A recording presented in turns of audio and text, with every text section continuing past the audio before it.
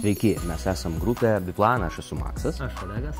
Jo, ir be jokios abejonės mes turim visokiausių kalėdinių nutikimų, istorijų ir vieną tokią istoriją kalėdinę norim pasidalinti šiandieną su jumis. Tai buvo prieš pat kalėdas, kalėdų išvakarėse ir mes grįžinėjom iš koncertų, kurie vyko Amerikoje, Saulėtoj Kalifornijai.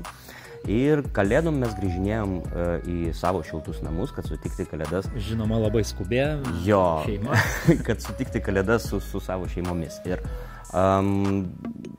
Kalifornijai tuo metu buvo apie plus 16, plus 18 jo. Ir mes nusprendėm, kad žieminių striukių mums tiesiog neprireiks. Mes nieko nenusprendėm, mes tiesiog kaip buvom, taip prisėdom į lėktuvą.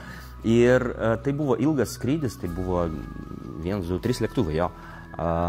Ir mes nepagalvojom, kad kai bus paskutinis persėdimas Helsinkyje, Suomijoje, kad ten mums reikės išeiti į lauką. Visur mes ėjom per rankovės, o ten teko išeiti į lauką. Patikėkit, tuo metu ten buvo minus 36 laipsniai šalčio.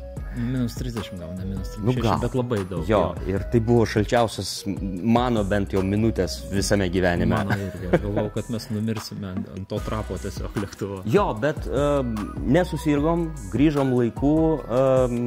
Kaip dabar atsimenu, Vilniuje buvau, aš namie buvau be 5 vidurnaktį. Jo.